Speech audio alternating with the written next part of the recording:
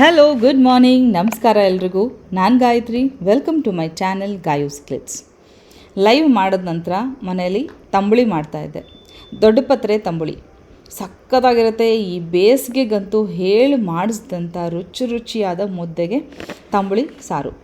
ತಂಬುಳಿಗೆ ಅದೇ ಇವಾಗ ನಾನು ಹೇಳಿದ ತಕ್ಷಣ ಅಂತಾರೆ ಇದಕ್ಕೆ ತಂಬುಳಿ ಅಂತಾರ, ಅದಕ್ಕೆ ತಂಬುಳಿ ಅಂತಾರ. ನಮ್ಮ ಕಡೆ ನಾವು ಇದಕ್ಕೆ ತಂಬುಳಿ ಅಂತೀವಿ. ಹಸಿ ಸಾರು ಇದು. ಯಾವುದೇ ರೀತಿ ಕುದಿಸೋದು ಬೇಯಿಸೋದು ಇಲ್ಲ. ಮೊಸರು ಹಾಕಿ ಮಾಡುವಂಥ ದೊಡ್ಡ ಪತ್ರೆಯ ತಂಬುಳಿ. ಇದು ದೊಡ್ಡ ಪತ್ರೆ ಎಲೆ. ಇದಕ್ಕೆ ಅಜ್ವೈನದ ಎಲೆ ಅಂತ ಕರೀತಾರೆ ಕೆಲವೊಬ್ಬರು. ನೋಡಿ ಯಾರ ಸೈಡ್ ಏನಂತಾರೋ ಗೊತ್ತಿಲ್ಲ ನನಗೆ. ಬಟ್ ಈ ಎಲೆ ತುಂಬ ಅಂದರೆ ತುಂಬ ಮೆಡಿಸಿನಲ್ ಪ್ರಾಪರ್ಟೀಸ್ ಇರುವಂಥದ್ದು. ಕೆಮ್ಮು, ಶೀತ, ನೆಗಡಿ ಅಥವಾ ದೇಹದಲ್ಲಿ ಏನೇ ಒಂದು ಅಜೀರ್ಣತೆ ಇದ್ರೂ ಕೂಡ ಇದು ಮೆಡಿಸಿನ್ ಥರ ವರ್ಕ್ ಆಗುತ್ತೆ. ಅಷ್ಟೇ ಅಲ್ಲ, ಬಾಯಿಗೆ ಹಿತ, ಅಷ್ಟು ರುಚಿಯಾಗಿರುತ್ತೆ. ಇದಕ್ಕೆ ನಾನು ಇವಾಗ ತಂಬುಳಿ ಮಾಡಲಿಕ್ಕೆ ಒಂದು ಪ್ಲೇಟಲ್ಲಿ ಕೊತ್ತಂಬರಿ ಸೊಪ್ಪನ್ನ ತೊಳೆದಿಟ್ಟಿದ್ದೀನಿ. ನಮ್ಮ ಹಿತ್ತಲಲ್ಲೇ ಬೆಳೆದಂಥ ಕೊತ್ತಂಬರಿ ಸೊಪ್ಪು, ಒಂದು 10ರಿಂದ 15 ಕಾಳು ಮೆಣಸು, ಒಂದು ಟೀ ಸ್ಪೂನಷ್ಟು ಜೀರಿಗೆನ ತೊಗೊಳ್ತೀನಿ ಇವಾಗ. ಹಾಗೆ ಕಾಯಿ ತುರಿ, ಬೆಳ್ಳುಳ್ಳಿ, ಹಸಿಮೆಣಸಿನ್ಕಾಯಿ ಇಷ್ಟನ್ನು ನಾವು ಹುರ್ಕೋಬೇಕಾಗತ್ತೆ. ಒಗ್ಗರಣೆ ಮಾಡ್ತೀನಿ. ಕೆಲವೊಬ್ಬರು ಒಗ್ಗರಣೆ ಮಾಡಲ್ಲ, ನಾನು ಒಗ್ಗರಣೆ ಮಾಡ್ತೀನಿ. ಬಿಕಾಸ್ ನಮಗೆ ಊಟ ಮಾಡುವಾಗ ನೆಂಚ್ಕೊಳ್ಳೋಕೆ ಏನಾದರೂ ಬೇಕು ಅನಿಸುತ್ತೆ. ಆಗ ದಪ್ಪ ದಪ್ಪ ಹೆಚ್ಚಿರೋ ಈರುಳ್ಳಿ ಸಿಕ್ಕರೆ ತುಂಬ ರುಚಿಯಾಗಿರುತ್ತೆ ಅಂತ ನಾನಿಲ್ಲಿ ಈರುಳ್ಳಿನ ಹಾಕ್ತಾಯಿದ್ದೀನಿ. ಈ ದೊಡ್ಡ ಪತ್ರೆನ ನೀವು ಕಡಲೆ ಹಿಟ್ಟು ಕಲಸಿ ಅದಕ್ಕೆ ಉಪ್ಪು, ಖಾರದ ಪುಡಿ, ಅಜ್ವೈನ ಕೈಯಲ್ಲಿ ಹಿಂಗೆ ಉಜ್ಜಿಬಿಟ್ಟು ಹಾಕಿ, ಅಂದರೆ ಓಂಕಾಳು ಅಂತೀವಲ್ಲ ಅದನ್ನು ಹಾಕಿ, ಸೋಡಾ ಪುಡಿ ಬೇಡ, ಅದನ್ನು ಚೆನ್ನಾಗಿ ಕಲಸಿ ಈ ಅಜ್ವೈನದ ಎಲೆನ ಅದರಲ್ಲಿ ಎದ್ದಿ ದಪ್ಪನ ಕಲಸಿ ಹಿಟ್ಟನ್ನ ತಿಕ್ಕಾಗಿರಲಿ ಬ್ಯಾಟರು, ಅದ್ದಿ ಪಕೋಡ ಥರ ಕರೀರಿ. ಏನು ರುಚಿಯಾಗಿರುತ್ತೆ ಗೊತ್ತಾ. ಇದನ್ನು ಯಾರಾದರೂ ಟ್ರೈ ಮಾಡಿಲ್ಲ ಅಂದರೆ ಮಾಡಿ. ರೆಸಿಪಿ ಬೇಕು ಅಂದರೆ ಹೇಳಿ, ನಾನು ಮಾಡಿ ತೋರಿಸ್ತೀನಿ. ಫ್ರೈ ಐಟಮ್ ಅಲ್ಲ, ಅದಕ್ಕೆ ಸ್ವಲ್ಪ ಇರಲಿ, ಯಾವಾಗಾದರೂ ಮಾಡೋಣ ಬೇಸಿಗೆ ಅಂದ್ಕೊಂಡು ಸುಮ್ಮನಿದ್ದೀನಿ ನಾನು. ಈಗ ಈ ದೊಡ್ಡ ಪತ್ರೆ ತುಂಬ ಚೆನ್ನಾಗಿ ಬಂದಿದೆ ಗಿಡ. ಅದು ಎಲೆ ಅಷ್ಟು ಚೆನ್ನಾಗಿ ಬಂದಿರೋದು ನೋಡಿನೇ ನಾನು ಇವಾಗ ಅದರಲ್ಲಿ ಏನೇನು ರೆಸಿಪೀಸ್ ಮಾಡ್ಬೋದು ಅಂತ ಮಾಡೋಕ್ಕೆ ಸ್ಟಾರ್ಟ್ ಮಾಡಿದ್ದೀನಿ. ನಾನು ಇದಕ್ಕೆ ಬೆಳ್ಳುಳ್ಳಿ ಹಾಕ್ತಾಯಿದ್ದೀನಿ. ಬೆಳ್ಳುಳ್ಳಿ ಹಾಕದೇ ಇರೋರು ಕೂಡ ಮಾಡ್ಕೊಂಡು ತಿನ್ಬೋದು, ನಿಮ್ಮ ಇಷ್ಟ. ನಿಮಗೆ ಇದನ್ನು ಯಾವ ರೀತಿ ಬೇಕಾದರೂ ನೀವು ಕಸ್ಟಮೈಸ್ ಮಾಡ್ಕೊಳ್ರಿ. ಯಾಕಂದರೆ ಒಬ್ಬೊಬ್ಬರ ಮನೇಲಿ ಊಟದ ಪದ್ಧತಿ ಒಂದೊಂದು ರೀತಿಯಲ್ಲಿ ಇರುತ್ತೆ. ನಾನು ಸ್ವಲ್ಪ ಜೀರಿಗೆ ಮತ್ತು ಮೆಣಸನ್ನು ಬೆಚ್ಚಗೆ ಮಾಡ್ಕೊಳ್ತಾ ಇದ್ದೀನಿ. ಮಾಡಿಕೊಂಡು ಆನಂತರ ಮಿಕ್ಸರ್ಗೆ ಹಾಕ್ಕೋಬೇಕು. ಕಾಯಿ ತುರಿ ಒಂದು 2ರಿಂದ 3 ಟೀ ಸ್ಪೂನಷ್ಟು ಕಾಯಿ ತುರಿ ಇದ್ದರೆ ಸಾಕು, ಬೇಕಾದಷ್ಟು ಆಯಿತು, ಚೆನ್ನಾಗಿ ಆಗುತ್ತೆ ಕೂಡ. ಈಗ ಒಂಚೂರು ಬೆಚ್ಚಗೆ ಮಾಡ್ಕೊಂಡು ಅದಕ್ಕೆ ಹಾಕಿ ರುಬ್ತೀನಿ. ನೆನ್ನೆ ಲೈವಲ್ಲಿ ಸುಮಾರು 1 ಗಂಟೆ ಮಾತಾಡಿದ್ದು, ಎಷ್ಟು ಜನ ರೆಸ್ಪಾನ್ಸ್ ಮಾಡಿದ್ರಿ, ಎಷ್ಟು ಚೆನ್ನಾಗಿ ಕಮ್ಯುನಿಕೇಟ್ ಮಾಡಿದೆ, ತುಂಬ ಸಂತೋಷ ಕೊಡ್ತು ನನಗೆ.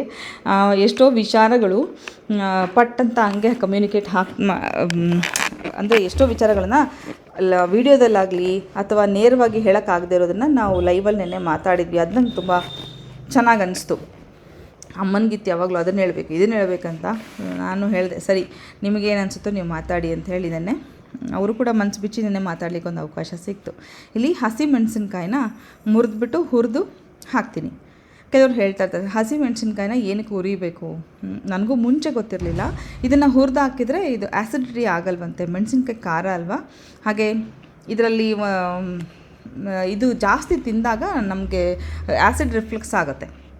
ಆ ಒಂದು ಒಂದು ಗುಣನ ಇದರಲ್ಲಿ ತೆಗ್ಸೋದಕ್ಕೋಸ್ಕರ ನಾವು ಈ ಹಸಿಮೆಣ್ಸಿನ್ಕಾಯಿನ ಹುರಿದ್ಬಿಟ್ಟು ಹಾಕ್ತೀವಿ. ಇದಕ್ಕೆ ಯಾವುದೇ ರೀತಿ ಎಣ್ಣೆ ಎಲ್ಲ ಹಾಕೋ ಅವಶ್ಯಕತೆ ಇಲ್ಲ. ಹಾಗೆ ದೊಡ್ಡ ಪತ್ರೆನ ಹುರಿಯುವಾಗ ಮಾತ್ರ ಒಂಚೂರು 1 ಸ್ಪೂನಷ್ಟು ನಾನು ಎಣ್ಣೆನ ಹಾಕ್ಕೋತೀನಿ. ಅದು ತುಂಬ ಅಂದರೆ ತುಪ್ಪ ಹಾಕಿ ಘಮ ಅನ್ನತ್ತೆ. ತುಪ್ಪ ಹಾಕಿ ಕೂಡ ಹುರಿಬೋದು. ನಿಮ್ಮ ರುಚಿಗೆ ಅನುಸಾರವಾಗಿ ನೀವು ಇದನ್ನು ಮಾಡ್ಕೋಬೇಕಾಗತ್ತೆ. ಓಕೆ, ನಾನು ಇಲ್ಲಿ ಮೆಣಸಿನ್ಕಾಯಿ ಹುರ್ಕೊಡ್ತೀನಿ. ಹಾಗೆ ಒಂದು very useful and informative video ಮಾಡ್ತಾಯಿದ್ದೀನಿ. ನೋಡೋಣ ನಾಳೆ ನಾಡಿದ್ದು ಯಾವಾಗ ಶೇರ್ ಮಾಡ್ತೀನೋ. ವಿಡಿಯೋ ತುಂಬ ಕಡಿಮೆ ಆಗಿದೆ. ಒಂದಿನ ಹಾಕಿದ್ರೆ ಒಂದಿನ ಹಾಕ್ಲಿಕ್ಕೆ ಆಗ್ತಾಯಿಲ್ಲ, ದಯವಿಟ್ಟು ಕ್ಷಮಿಸಿ. ಇನ್ನೂ ಸ್ವಲ್ಪ ದಿನ ಸಹಕಾರ ಮಾಡಿ. ತುಂಬ ಕೆಲಸ, ಯಾವ ಕಡೆ ಕಾನ್ಸಂಟ್ರೇಟ್ ಮಾಡಲಿ ಅಂತಲೂ ಗೊತ್ತಾಗ್ತಾಯಿಲ್ಲ. ಇಷ್ಟು ಪ್ರೀತಿ ತೋರಿಸೋ ನಿಮ್ಗಳಿಗೆ ಟಚ್ಚಲ್ಲಿ ಇಲ್ಲದೇ ಇರಲಿಕ್ಕೂ ಆಗ್ತಾಯಿಲ್ಲ. ಹಾಗಾಗಿ ಅಪರೂಪಕ್ಕಾಗಲಿ ಒಂದೊಂದು ವೀಡಿಯೋನ ಹಾಕ್ತಾಯಿದ್ದೀನಿ. ಬಟ್ ಆದಷ್ಟು ಬೇಗ ನನ್ನ ರೂಟೀನಿಗೆ ಬರ್ತೀನಿ. ನಿಮ್ಮ ಜೊತೆ ವೀಡಿಯೋನ ಶೇರ್ ಮಾಡ್ತೀನಿ. ಆದಷ್ಟು ಜಾಸ್ತಿ ವೀಡಿಯೋಸ್ನ ಶೇರ್ ಮಾಡ್ತೀನಿ. ಜಾಸ್ತಿ ಅಲ್ಲ, ನನ್ನ ರೂಟೀನ್ ಏನಿರುತ್ತೆ, ಡಿಸಿಪ್ಲಿನ್ ಇಸ್ ವೆರಿ ಇಂಪಾರ್ಟೆಂಟ್ ಅನ್ನೋಳು ನಾನು. ಹಾಗಾಗಿ ಟೈಮಿಂಗ್ಸ್ ಆಗಲಿ, ನಾನು ವೀಕಲ್ಲಿ ಎಷ್ಟು ದಿನ ಹಾಕ್ತೀನಿ ಅನ್ನೋದಾಗಲಿ, ಅದನ್ನು ತಕ್ಕಂಗೆ ನಾನು ಫಾಲೋ ಮಾಡ್ಕೋತಾ ಹೋಗ್ತೀನಿ. ಅಲ್ಲಿ ಸೀರೆ ಕಾಣಿಸುತ್ತೆ, ಅಮ್ಮ ಇದ್ದಾರೆ, ಅಮ್ಮ ನಾನೇ ಮಾಡ್ತೀನಿ ಬಾ ಅಂದರು. ಬೇಡ, ನೀವು ಕೂತ್ಕೊಳ್ಳಿ ನಾನೇ ಮಾಡ್ತೀನಿ ಅಂದರೆ ಅಮ್ಮಂಗೆ ಸೀರಿಯಲ್ ನೋಡೋಕ್ಕೆ ಇಷ್ಟ ಸಂಜೆ ಟೈಮು. ಅವ್ರಿಗೆ ಟಿ ವಿ ಹಾಕ್ಬಿಟ್ಟು ಕೂರಿಸಿ ನಾನು ಮಾಡ್ತಾಯಿದ್ದೆ. ಇನ್ನು ಮುದ್ದೆ ತಟ್ಟುವಾಗ ಮಾತ್ರ ಅಮ್ಮನ ಕರೆದೆ, ಯಾಕಂದರೆ 4ರಿಂದ 5 ಮುದ್ದೆ ಮಾಡಬೇಕಲ್ಲ, ಹಾಗಾಗಿ ನೀನೇ ಮಾಡಮ್ಮ ಅಂಥೇಳಿ ಎಲ್ಲ ಬೇಯಿಸಿ ಎಲ್ಲ ಆದಮೇಲೆ ಅಮ್ಮನ ಮುದ್ದೆ ತಟ್ಟಲಿಕ್ಕೆ ನಾನು ಕೂರಿಸ್ದೆ. ಟೇಸ್ಟ್ ನೋಡ್ಬಿಟ್ಟು ಅಮ್ಮ ಅಂತೂ ಸಿಕ್ಕಾಪಟ್ಟೆ ಖುಷಿಪಟ್ಟರು, ಭಾಳ ಚೆನ್ನಾಗಿದೆ. ಅಮ್ಮ ಹೇಳ್ತಾಯಿದ್ರು, ನಾನು ದೊಡ್ಡ ಪಾತ್ರೆಲಿ ಬಜ್ಜಿ ಎಲ್ಲ ಮಾಡ್ತಾಯಿದ್ದೆ, ತಂಬುಳಿ ಮಾಡೇ ಇರಲಿಲ್ಲ ಕಣೆ, ಇನ್ನು ಪಾಟಲ್ಲಿ ಬರುತ್ತಲ್ಲ ನಾನು ಮಾಡ್ತೀನಿ ಅಂತಂದರು. ಅಮ್ಮನಿಗೆ ಹೆಂಗಾಗಿದೆ ಅಂದರೆ ಈ ಮನೆ ಹತ್ರ ಜಾಸ್ತಿ ಮಣ್ಣು ಇರೋ ಜಾಗನೇ ಇಲ್ಲ, ಎಲ್ಲ ಏನು ಬೆಳೆಸಿದ್ರು ಪಾಟಲ್ಲೇ ಬೆಳೆಸ್ಕೋಬೇಕು, ಹಾಗಾಗಿದೆ. ಅದೇ ಅಮ್ಮ ಈ ಬ್ಯಾಗ್ಸ್ ಬರುತ್ತಲ್ಲ, ರೆಡಿ ಬ್ಯಾಗ್ಸು ಆ ಥರ ತರಿಸ್ಕೊಂಡು ಇಟ್ಕೊಂಡಿದ್ದಾರೆ ಎಷ್ಟೊಂದು, ಅದರಲ್ಲಿ ಬೆಳೆಸ್ತೀನಿ ಅಂತಂದರು. ಯಾವುದೋ ಒಂದು ಒಟ್ಟು ಹಸಿರು ಇರಬೇಕು, ಬಾಗಿಲು ತೆಗೆದ್ರೆ ಹಸಿರು ಕಾಣಿಸ್ತಿರ್ಬೇಕು, ಅದು ತುಂಬ ಸಂತೋಷ ಕೊಡುತ್ತೆ. ಅಷ್ಟೊಂದು ಇದೆ, ಸಿಕ್ಕಾಪಟ್ಟೆ ಗಿಡಗಳನ್ನು ಸಾಕಿದ್ದಾರೆ. ಈ ಕಿಚನ್ ಗಾರ್ಡನ್ ಅಂತ ಮಾಡ್ಕೊಳ್ಳೋಕೆ ಇಷ್ಟ, ಮುಂದೆ ಮಾಡ್ಕೋತೀನಿ ಅಂತ ಹೇಳ್ತಾಯಿದ್ರು. ಈಗ ಬೆಳ್ಳುಳ್ಳಿ ಹಾಗೆ ಕಾಯಿ ತುರಿ ಅದೆರಡನ್ನೂ ಒಂಚೂರು ಬಿಸಿ ಮಾಡಿಕೊಂಡು ಹಾಕ್ಕೋತೀನಿ. ಇದಿಷ್ಟು ಕಾಯಿ ತುರಿನ ಬೇಕಿದ್ರೆ ಹಾಕ್ಕೊಳ್ಳಿ, 1 ಸ್ಪೂನ್ ಹಾಕಿದ್ರೂ ಸಾಕು. ಅಮ್ಮ ಹೇಳ್ತಾಯಿದ್ರು ಇನ್ನು ಕೆಲವರು ಅದಕ್ಕೆ ಕಡಲೆ ಹಾಕ್ತಾರೆ ಅಂತ, ನಾನು ಕಡಲೆ ಹಾಕಲ್ಲ. ಅಮ್ಮ ನೋಡ್ತಾಯಿದ್ದಾರೆ, ಉರಿತಾ ಇದೆಯಾ ಅಂದರು. ಹ್ಞೂ ಉರಿತಾ ಇದ್ದೀನಿ, ನೀವು ಹೋಗಿ ಸೀರಿಯಲ್ ನೋಡಮ್ಮ, ನಾನು ಮುಗಿಸ್ತೀನಿ ಅಂತಂದು ಕಳಿಸ್ದೆ ನಾನು. ತುಂಬ ರೇರ್ ಅವಕಾಶಗಳು ಸಿಕ್ಕೋದು ಅಮ್ಮನಿಗೆ ನಾನೇನಾದರೂ ಮಾಡೋದು. ಅಮ್ಮ ಇದ್ರಂತೂ ಅಮ್ಮನೇ ಮಾಡ್ತಾರೆ ಆಲ್ಮೋಸ್ಟ್ ಅಡುಗೆಗಳು. ಅವ್ರಿಗೆ ಒಂದು ಇಂಟ್ರೆಸ್ಟು, ಇನ್ನೊಂದು ಹೊಟ್ಟೆ ತುಂಬ ಊಟ ಮಾಡಲಿ. ಅವ್ರಿಗೇನೋ ಯಾವ ಮೈಂಡ್ಸೆಟ್ಟಲ್ಲಿ ಅಂದರೆ ನಾವು ಚಿಕ್ಕವರಿದ್ದಾಗ ಅಮ್ಮ ಮಾಡಿ ಬಡಿಸ್ತಾ ಇದ್ರಲ್ಲ ಹಾಗೇ ಈಗಲೂ ಏನು ಮಾಡ್ತಾರೆ ಅಂತಂದರೆ ಮುದ್ದೆ ತಿಂದಮೇಲೆ ಅನ್ನ ತಿನ್ನಲೇಬೇಕು, ಒಂದು ತುತ್ತಿನೋ ಮುಂಚೆ ಮಾಡ್ತಾಯಿಲ್ಲ ಅದೇ ರೀತಿ ಮಾಡ್ತಾರೆ. ಸೊ ರೆಸಿಪಿನ ಸ್ವಲ್ಪ ಫಾಸ್ಟ್ ಫಾರ್ವರ್ಡಲ್ಲೇ ತೋರಿಸ್ತೀನಿ ನಾನು, ಯಾಕಂದರೆ ಬೋರ್ ಆಗುತ್ತೆ. ಇನ್ನೊಂದು ಅಮ್ಮ ಇರೋದ್ರಿಂದ ಹೆಚ್ಚು ರೆಸಿಪೀಸ್ನ ಶೂಟ್ ಮಾಡಬೇಕಂತ ಆಸೆ ಇದೆ, ನೋಡೋಣ ಮಾಡಿ ತೋರಿಸ್ತೀನಿ. ಅಮ್ಮ ಅವಲಕ್ಕಿ ರವೆ ಉಂಡೆ ಮಾಡ್ತಾಯಿದ್ದಾರೆ, ಹಾಗಾಗಿ ಅದನ್ನು ರೆಸಿಪಿ ಶೂಟ್ ಮಾಡ್ತೀನಿ. ಅವಲಕ್ಕಿ ಹಚ್ಚೋದಂದರೆ ಮನೇಲಿ ನಾವು ಚೂಡ ಅಂತ ಮಾಡ್ತೀವಿ, ಡ್ರೈ ಅವಲಕ್ಕಿ, ಅದನ್ನು ತಿನ್ನಲಿಕ್ಕೆ ಯಾರಾದರೂ ಗೆಸ್ಟ್ ಬಂದರೆ ಕೊಡಲಿಕ್ಕೆ ಅಂತ ಅದನ್ನು ಮಾಡ್ತಾ ಇರೋದ್ರಿಂದ ಅದನ್ನು ತೋರಿಸ್ತೀನಿ ನಿಮಗೆ. ಇನ್ನು ಅಮ್ಮಂದು ಮಾತು ಕತೆ ಇದ್ದೇ ಇರುತ್ತೆ, ಬಟ್ ನಾನು ಸ್ವಲ್ಪ ಬ್ಯುಸಿ ಇದ್ದೀನಿ, ಮನೇಲಿಲ್ಲ, ಅಲ್ಲಿ ಇಲ್ಲಿ ಓಡಾಡ್ತಾ ಇದ್ದೀನಿ, ಹಾಗಾಗಿ ನಾನು ಕೂತ್ಕೊಂಡು ಏನೂ ಶೂಟ್ ಮಾಡ್ತಾಯಿಲ್ಲ. ಬಟ್ ರೆಸಿಪಿ ಅಂತೂ ಡೆಫಿನೆಟ್ಲಿ ನಿಮ್ಮ ಜೊತೆ ಶೇರ್ ಮಾಡ್ಕೋತೀನಿ ನಾನು ಬರ್ತಾ. ಇನ್ನು ಹೆಚ್ಚು ಮ್ಯೂಸಿಕ್ ಹಾಕ್ಬಿಟ್ಟು ನನಗೆ ಹಾಕ್ತೀನಿ, ಮತ್ತು ರೆಸಿಪಿನ ಕಂಟಿನ್ಯೂ ಮಾಡ್ತೀನಿ.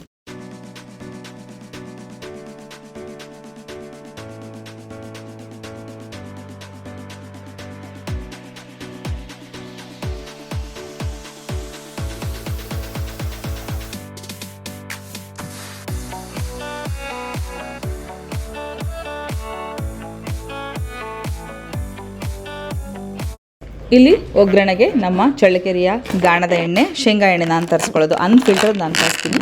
ಆ ಎಣ್ಣೆನ ಒಂದು 2-3 ಸ್ಪೂನಷ್ಟು ಹಾಕಿದ್ದೀನಿ. ಆ ಎಣ್ಣೆಗೆ ಸಾಸಿವೆ, ಜೀರಿಗೆ, ಹಾಗೆ ಹಸಿಮೆಣ್ಸಿನ್ಕಾಯಿ ಹಾಕ್ಬಿಡಿ, ಕರಿಬೇವು ಮತ್ತು ಈರುಳ್ಳಿ ಹೆಚ್ಚಿಟ್ಕೊಂಡಿರೋದನ್ನು ಹಾಕ್ಬಿಟ್ಟು ಚೆನ್ನಾಗಿ ಬಾಡಿಸಿ, ಒಂಚೂರು ಉಪ್ಪು ರುಚಿಗೆ ತಕ್ಕಷ್ಟು, ಹಾಗೆ ಒಂದು ಚಿಟಿಕೆಯಷ್ಟು ಅರಿಶಿನ ಹಾಕಿ ಸ್ವಲ್ಪ, ತುಂಬಾ ಫ್ರೈ ಮಾಡೋದು ಬೇಡ, ಸ್ವಲ್ಪ ಇನ್ನು ಗಟ್ಟಿ ಇರುವಾಗಲೇ ಇದನ್ನು ಆಫ್ ಮಾಡ್ಕೊಂಬಿಡಿ.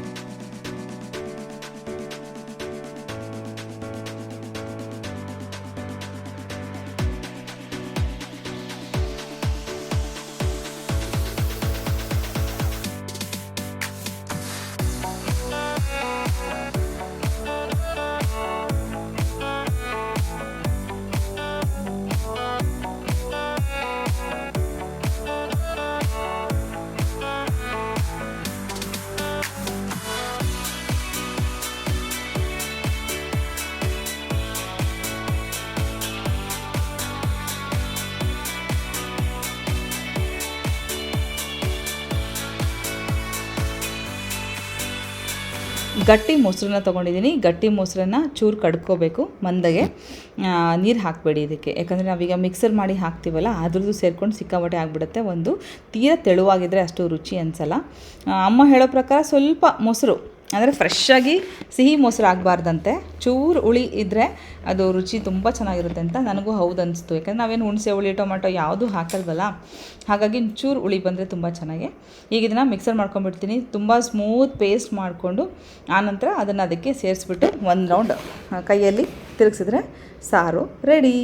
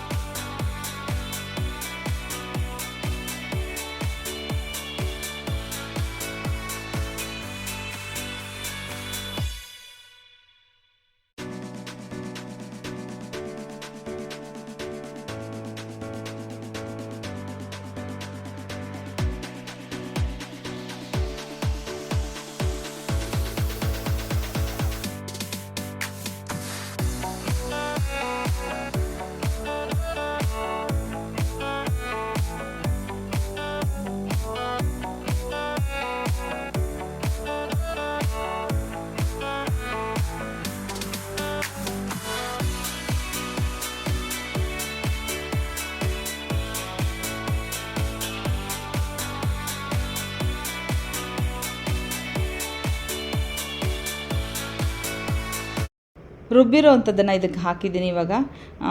ಮಿಕ್ಸರ್ಗೆ ನಿಮಗೆಲ್ಲ ಗೊತ್ತು, ನಾನು ಇಟ್ಟಿದ್ದ ಎಲ್ಲ ವಸ್ತುನೂ ಹಾಕಿದೆ, ದೊಡ್ಡ ಪತ್ರೆಯಿಂದ ಹಿಡಿದು ಎಲ್ಲದನ್ನು ಹಾಕಿ ಮಿಕ್ಸರ್ ಮಾಡಿ ಇದನ್ನು ಬೆರೆಸ್ಕೊಂಡಿದ್ದೀನಿ. ಇದಕ್ಕೆ ನಾವು ಮಾಡಿಟ್ಕೊಂಡಿರೋಂಥ ಒಗ್ಗರಣೆ ಒಂದು 10 ನಿಮಿಷ ಮುಂಚೆ ಒಗ್ಗರಣೆ ಮಾಡಿಟ್ರೆ ನಿಮಗೆ ತಣ್ಣಗಾಗುತ್ತೆ. ಯಾಕಂದರೆ ಬಿಸಿ ಬಿಸಿದು ಹಾಕಬಾರ್ದು ಮೊಸರಿಗೆ ಅಂತ ಹೇಳ್ತಾರಲ್ಲ, ಹಾಗಾಗಿ ಸ್ವಲ್ಪ ತಣ್ಣಗಾದಮೇಲೆ ಇದಕ್ಕೆ ಬೆರೆಸ್ಕೊತೀನಿ. ಸಖತ್ತು ರುಚಿಯಾಗಿತ್ತು. ನಿಜವಾಗ್ಲೂ ಎಡಿಟಿಂಗ್ ಮಾಡುವಾಗ ಬಾಯಲ್ಲಿ ನೀರು ಬರ್ತದೆ, ಅಷ್ಟು ರುಚಿಯಾಗಿತ್ತು. ನೀವು ಯಾರಾದರೂ ಮಾಡ್ಕೊಳ್ಳೋದಿದ್ರೆ ಮುದ್ದೆಗೆ ಮಾಡ್ಕೊಳ್ಳಿ, ಅನ್ನಕ್ಕೆ ಮಾಡ್ಕೊಳ್ಳಿ, ತುಂಬ ಸಖತ್ತಾಗಿರುತ್ತೆ. ಒಬ್ಬೊಬ್ಬರೇ ಇದ್ದರೆ ಅನ್ನಕ್ಕೆ ಮಾಡ್ಕೊಳ್ಳಿ, ಸಖತ್ತು ಬಿಸಿ ಬಿಸಿ ಅನ್ನಕ್ಕೆ ಈ ಸಾರು ಹೇಳಿ ಮಾಡಿಸಿದಂಥ ಕಾಂಬಿನೇಷನ್.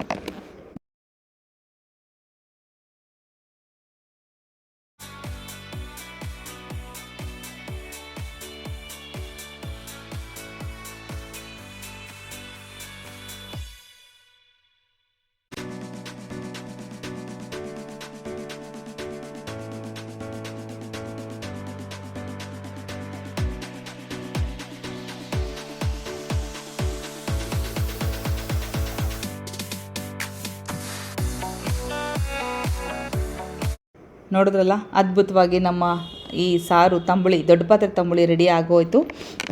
ನಿಮಗೆ ಈ ರೆಸಿಪಿ ಇಷ್ಟ ಆಗಿದ್ರೆ ಪ್ಲೀಸ್ ಒಂದು ಲೈಕ್ ಮಾಡಿ. Thank you.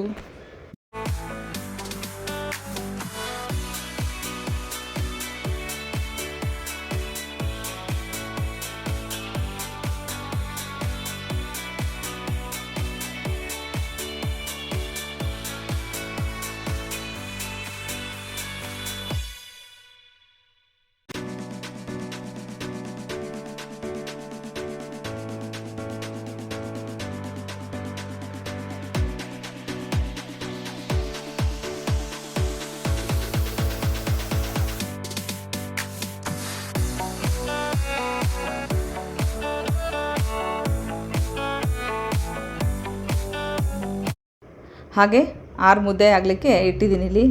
ಮೆಜರ್ಮೆಂಟ್ ನಿಜವಾಗ್ಲೂ ಗೊತ್ತಾಗಲ್ಲ, ಕಣ್ಣಳ್ತಲ್ಲೇ ಮುದ್ದೆ ಮಾಡೋದು. ನೀರು ಕುದಿ ಬಿದ್ದಾಗ ಇದಕ್ಕೆ ಹಿಟ್ಟನ್ನು ಕಲಸಿ ಹಾಕೋದು. ಅದು ಚೆನ್ನಾಗಿ ಬೆಂದಿದೆ ಅಂತ ಅನಿಸಿದಾಗ ನಾವು ಇದಕ್ಕೆ ಒಣ ಹಿಟ್ಟನ್ನು ಹಾಕಿ ಮತ್ತೊಂದು 5 ರಿಂದ 10 ನಿಮಿಷ ಬೇಯಿಸಿ ಆ ನಂತರ ಅದನ್ನು ಕೂಡಿಸೋದು. ಸೊ ಮುದ್ದೆ ರೆಡಿ. ಬನ್ನಿ, ಅಮ್ಮ ಒಂದೆರಡು ಮಾತಾಡ್ತಾರಂತೆ, ಕೇಳೋಣ. ನೋಡ್ಬೋದು ಮುದ್ದೆ ತಂಬಳಿ ಅಂದರೆ ಯಾವ ತಂಬಳಿ ನಿಮಗೆ ಗೊತ್ತಾ? ದೊಡ್ಡ ಪತ್ರೆಯಲ್ಲಿ ಇರುತ್ತಲ್ಲ, ಗಾರ್ಡನಲ್ಲಿ ಇತ್ತು. ಚೆನ್ನಾಗಿ ಒಂದು 4-5 ಜನ ಇದೀವಲ್ಲ, 6 ಜನ ಇದೀವಿ.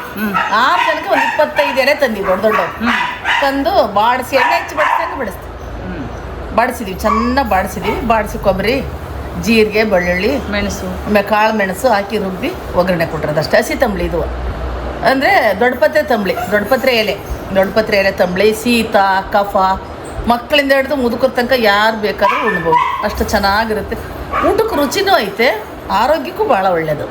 ಬಂದು ನೋಡಿರಿ, ಊಟ ಮಾಡಿ ನೋಡಿರಿ, ಬರ್ರಿ ಮುದ್ದೆ ಊಟ ಮಾಡೋಣ.